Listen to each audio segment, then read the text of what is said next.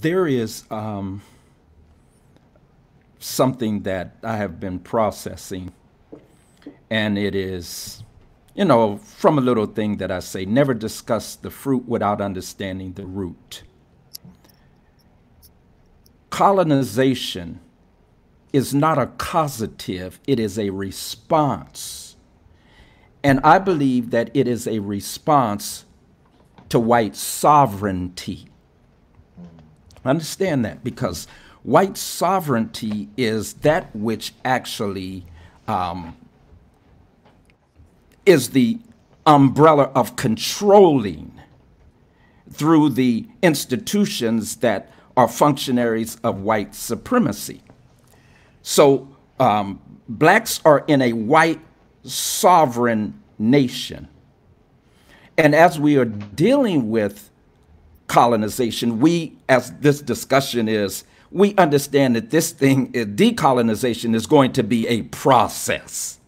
You know, it's not going to be an overnight thing. It's not going to be one panel and that's it. This has to be many panels. It has to, you know, ripple out into different aspects and gradations of dealing with decolonization. But I will say this, is I believe that the end game or the product or byproduct of decolonization of the Adventist mind is sovereignty for blacks, for black Adventists. Sovereignty. And I'm going to say it.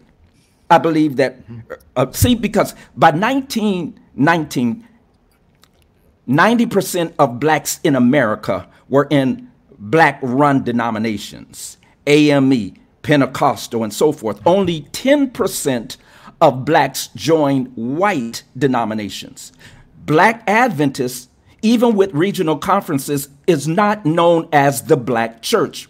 We are known as a white church. I remember back in the day, Ebony magazine used to have on the cover the 50 top black preachers.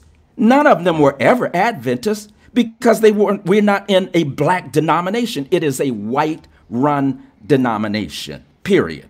So with regional conferences, still white run. But the byproduct of the decolonization of the Adventist mind, if it does not lead to sovereignty, then we will continue to reshuffle chairs on the deck of the Titanic. Oakwood College, regional conferences, Pine Forge Academy, Message Magazine, sovereignty.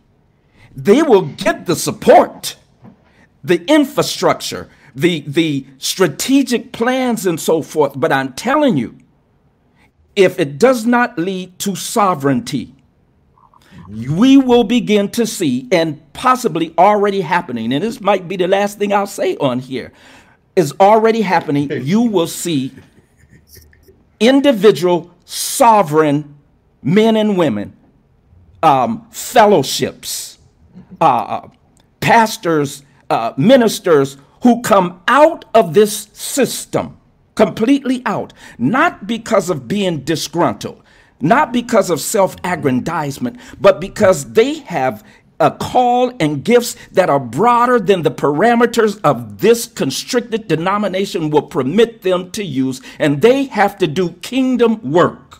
And so therefore sovereignty will be inevitable, individually or corporately.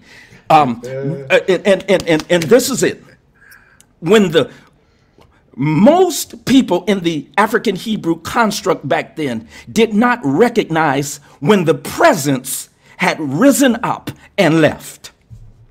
When Yahshua went back to heaven, my God, the first group, which was called the Way, was a sovereign affiliation. They did not go back under that Jewish construct to cut lambs' throats and all the rest of this. They brought their resources together and they did severally as to help one another.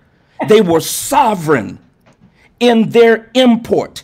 And the Savior, the Apostle Saul, Paul, none of them contradicted it at all. It was inevitable. I'm gonna get down off my soapbox right now. Well, but I'm telling you, Sovereignty is the byproduct of the decolonization of the African, the black Adventist mind.